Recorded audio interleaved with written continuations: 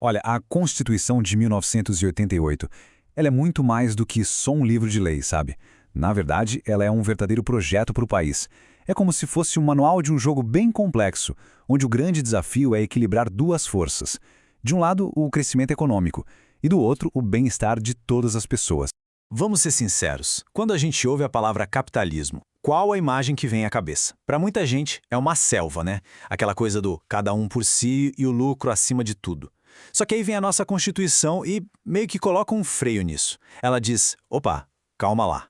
O desenho que ela propõe é o outro. Sim, é capitalismo, mas é um com limites. E olha só que interessante, com uma missão social. Então, para a gente entender bem essa proposta, nosso papo vai seguir alguns pontos. Primeiro, vamos ver o que é esse tal de capitalismo regulado. Depois, a gente mergulha na base dele, que é o equilíbrio entre trabalho e iniciativa. Em seguida, passamos pelas regras do jogo, vemos o objetivo final por trás de tudo isso e, para fechar, como a Constituição se torna realidade no dia a dia.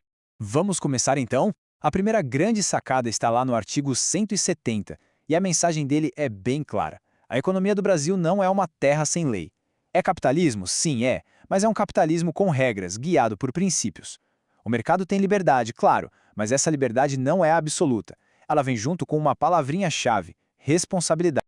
O ponto central aqui é o seguinte: a intenção da Constituição não é acabar com o capitalismo. A ideia é, digamos, colocar rédeas nele. É criar um sistema onde o motor da economia, que é o lucro e a iniciativa, puxe junto o vagão da justiça social. Ou seja, a economia não é o fim, ela é a ferramenta para construir uma sociedade melhor. E no centro de toda essa estrutura, a gente encontra um verdadeiro ato de equilíbrio.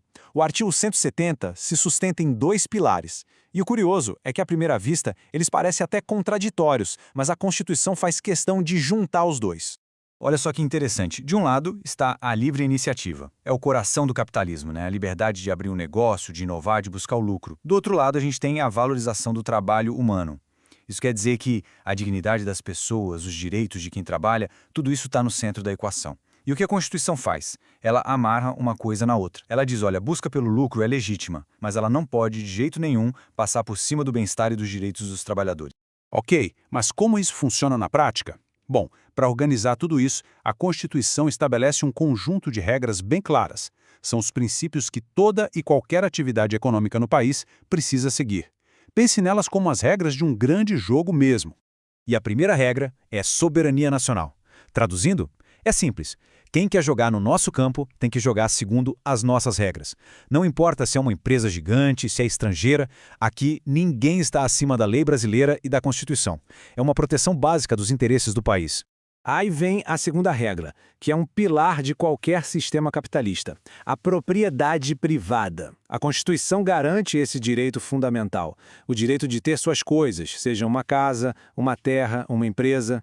Ah, mas aí é que vem o pulo do gato. Logo depois de garantir o direito à propriedade, a Constituição vem e coloca uma condição. É a chamada função social. E o que isso quer dizer? Quer dizer que ter uma propriedade não é um cheque em branco para fazer o que quiser. Um terreno, um prédio, tudo isso precisa cumprir um papel social, ser produtivo, e não pode ficar lá parado sem utilidade só para especulação. E isso não é só um conceito abstrato, não, é bem prático. Pensa num terreno baldio, abandonado no meio da cidade. O que acontece? Primeiro, a prefeitura pode começar a aumentar o IPTU ano após ano. Se o dono não fizer nada, vem o segundo passo. Ele pode ser obrigado por lei a construir algo ali, a dar um uso para o terreno. E se mesmo assim ele insistir em não fazer nada, aí vem a medida mais dura, a desapropriação. Ou seja, a propriedade no Brasil não é um direito absoluto. Ela vem com essa condição. Tem que servir para alguma coisa. E o jogo tem mais regras, viu? A Constituição também fala em livre concorrência para impedir a formação de cartéis e monopólios. Ela eleva a defesa do consumidor a um princípio fundamental.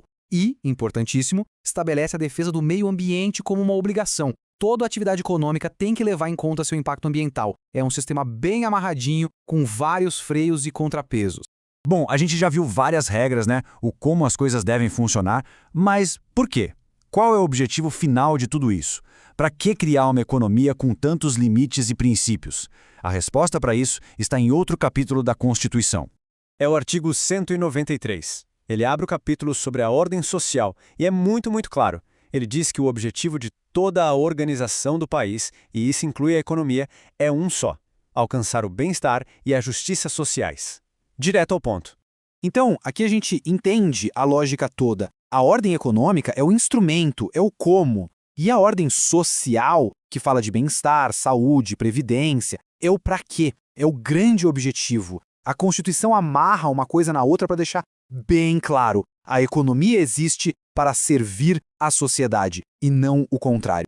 Para a gente ir fechando, vamos sair um pouco da teoria e ver como esses princípios todos, que parecem meio abstratos, se transformam em coisas bem concretas que afetam a nossa vida todo dia. Sabe o Código de Defesa do Consumidor, que protege a gente em uma compra? Pois é, ele nasceu desse princípio. E a licença ambiental que uma indústria precisa para funcionar nasceu dali também. O Simples Nacional, que dá um tratamento tributário mais favorável para pequenas empresas. O Estatuto da Cidade, que organiza o crescimento urbano. Até a busca pelo pleno emprego como uma meta do governo. Tudo isso é a concretização daqueles princípios. Não é só letra de lei, são coisas que moldam a nossa realidade. Então a mensagem final é muito clara. No projeto de país desenhado pela Constituição, a economia não é a estrela principal. Ela é uma ferramenta poderosa, sim, mas que existe para um propósito maior, o desenvolvimento social. E tudo isso nos leva a uma última reflexão, né? A Constituição nos entrega um mapa com uma rota bem definida para um capitalismo com responsabilidade social. A grande pergunta que fica no ar é, na prática, no dia a dia, o país está de fato seguindo esse mapa? Essa é uma questão que fica para todo mundo pensar.